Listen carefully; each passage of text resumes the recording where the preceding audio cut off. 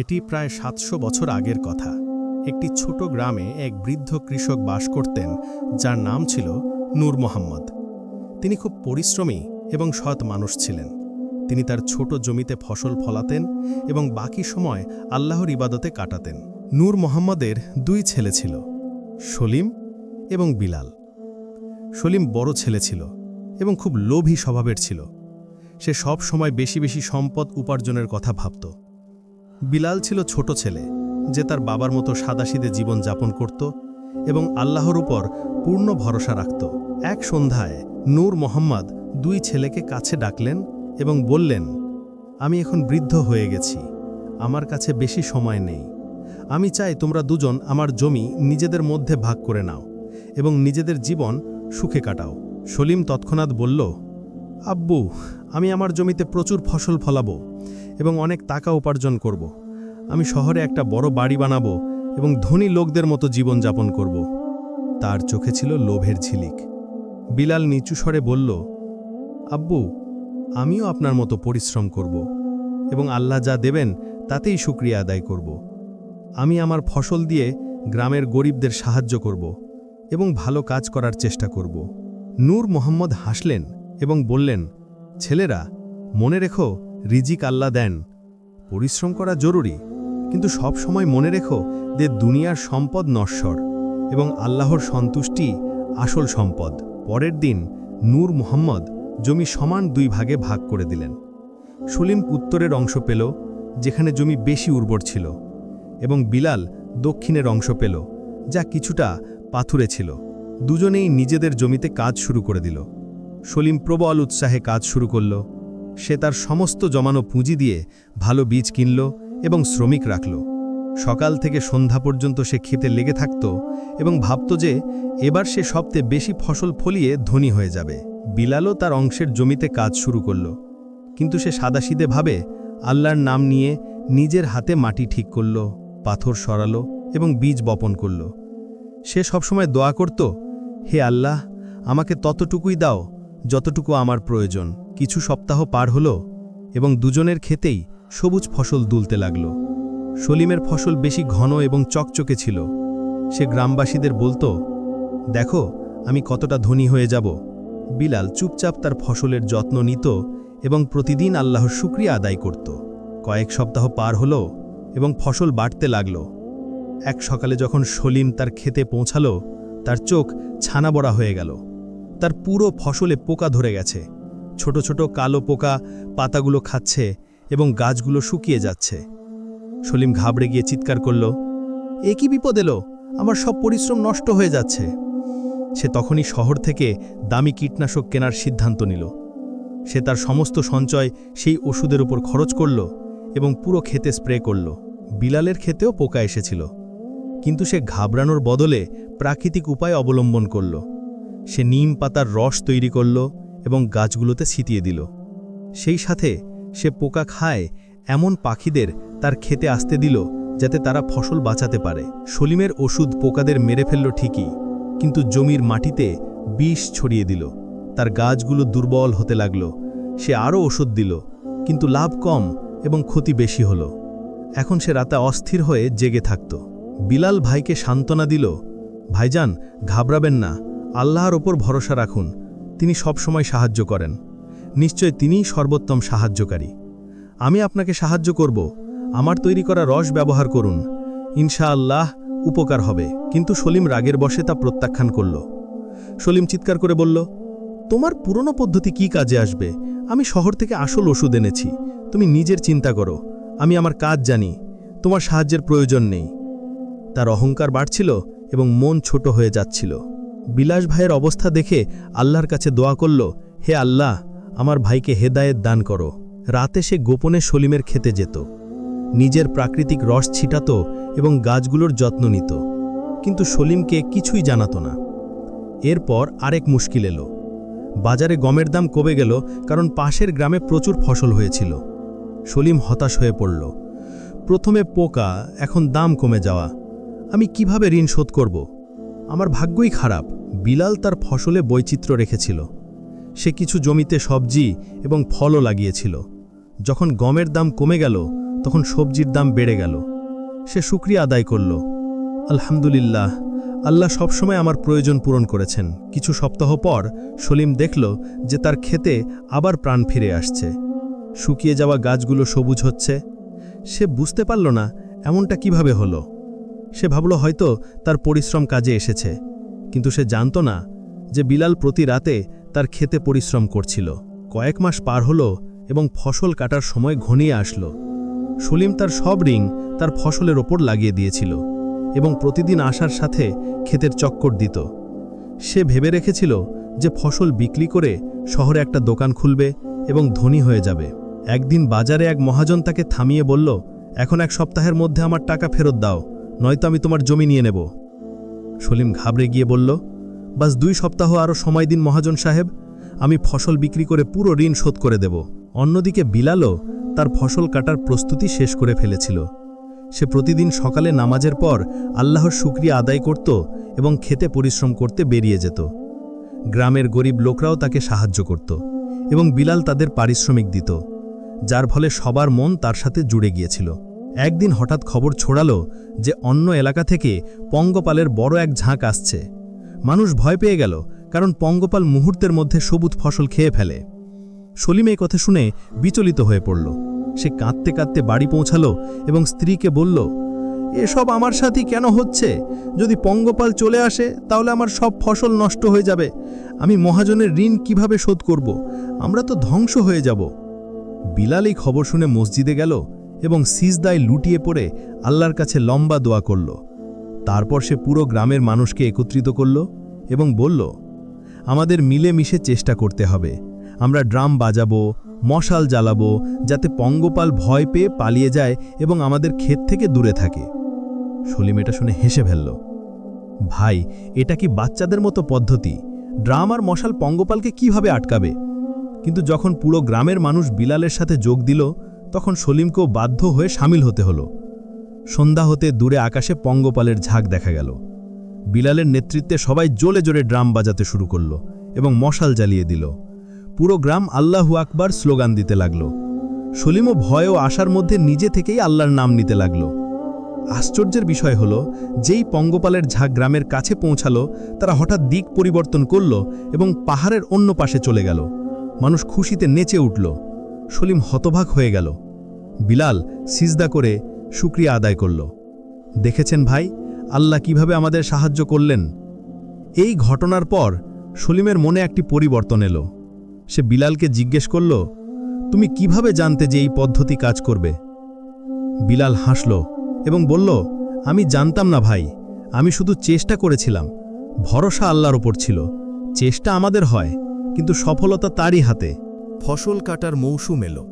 সেলিম তাড়াহুড়ো করে তার সব ফসল কেটে বাজারে বিক্রি করতে চাইল, যাতে মহাজনের ঋণ শোধ করতে পারে। বিলাল ধীর স্থিরভাবে কাটা শুরু করল এবং গ্রামের গরিবদেরও ডাকল, যাতে তারা আসে এবং নিজেদের অংশের জন্য সাহায্য করে। সেলিম তার ফসল একটি বড় গাড়িতে বোঝাই করে শহরের বড় মান্ডিতে বাজারে নিয়ে গেল, যেখানে সে চড়া দাম পাওয়ার আশা করছিল। কিন্তু সেখানে গিয়ে জানতে পারল যে সেদিন অনেক কৃষক তাদের ফসল নিয়ে এসেছে, তাই দাম পড়ে গেছে। সে চিন্তিত এবং হতাশ হয়ে পড়ল। বিলাল তার কাটার কিছু অংশ মসজিদে দান হিসেবে দিল, কিছু অংশ গরিবদের মধ্যে বিতরণ করল এবং বাকি শস্য গ্রামের ছোট বাজারে রেখে দিল।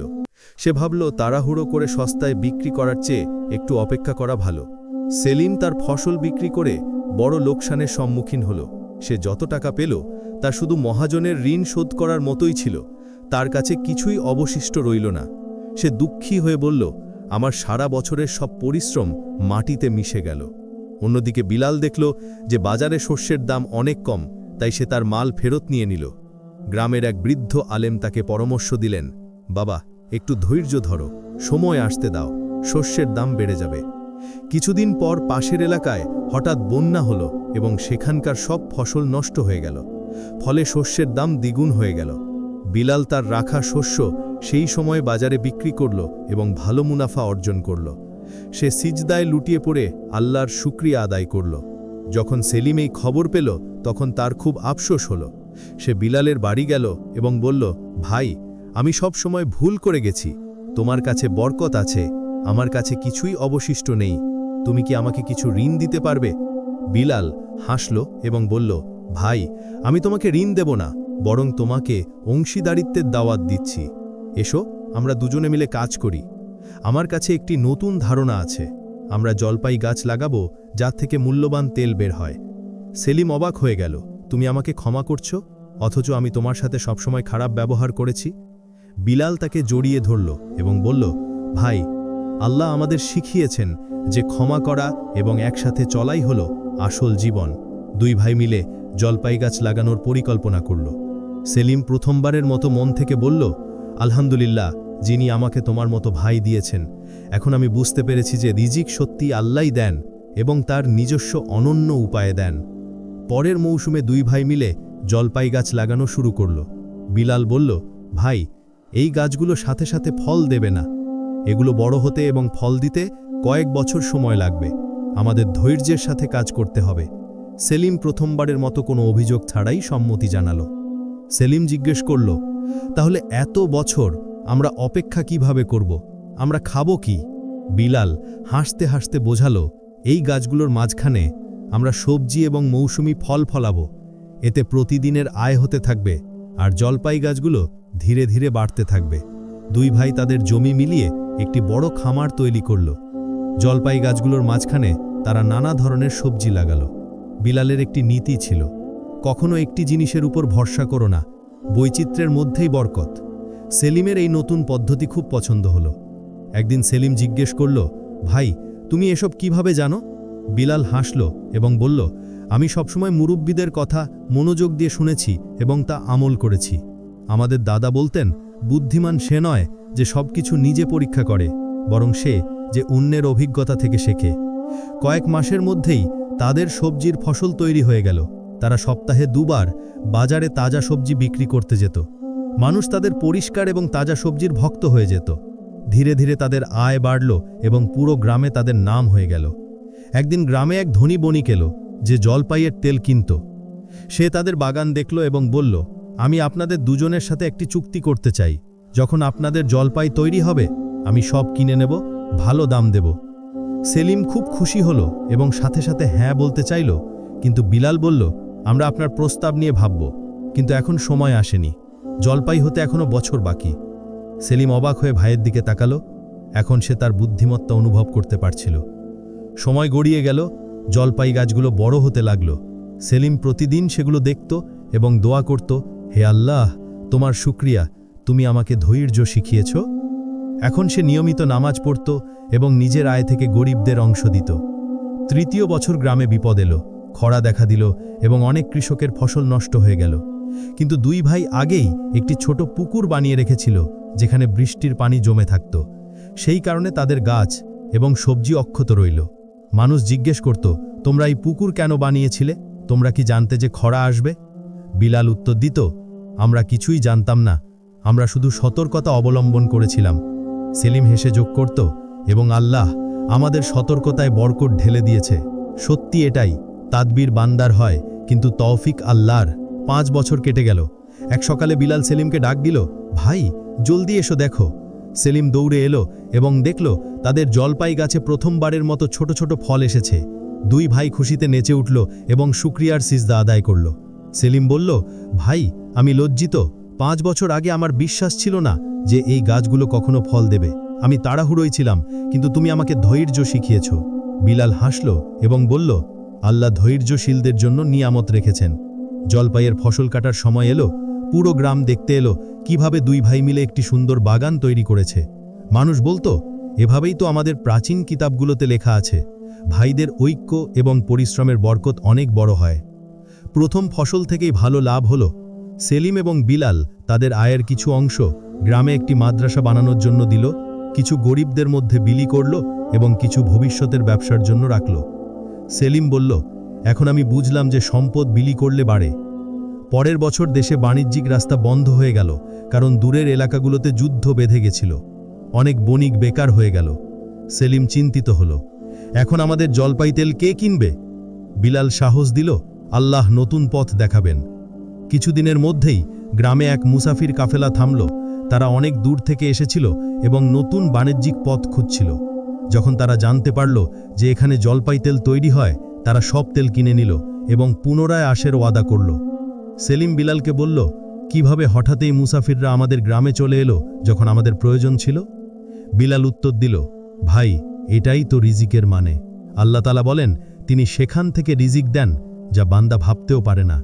বছরের পর বছর দুই ভাইয়ের সফলতা বাড়তে লাগল।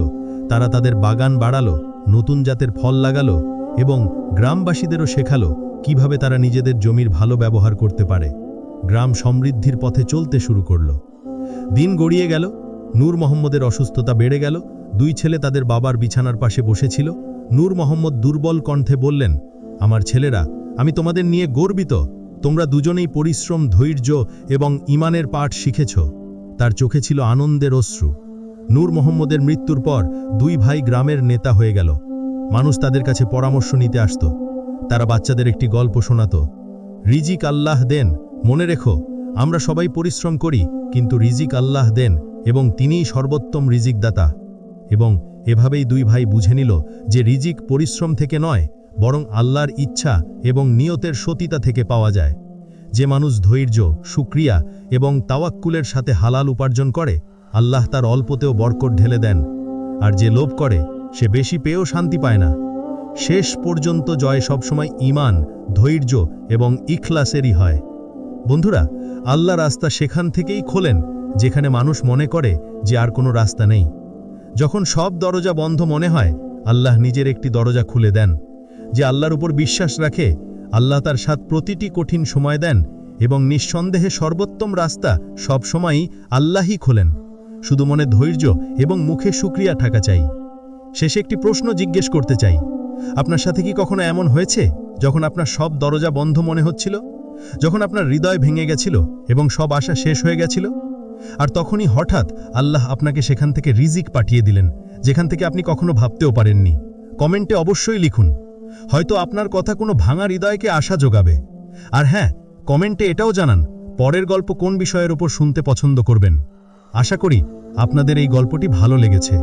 যদি ভালো লেগে থাকে তাহলে একটি লাইক অবশ্যই করবেন এবং আমার চ্যানেল সাবস্ক্রাইব করতে ভুলবেন না।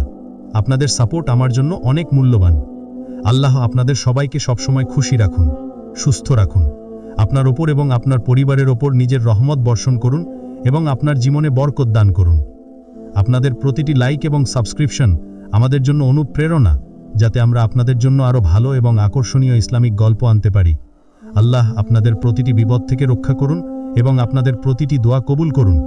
অনেক অনেক ধন্যবাদ বন্ধুরা, এত সাপোর্ট করার জন্য। দেখা হবে আরেকটি গল্পের সাথে।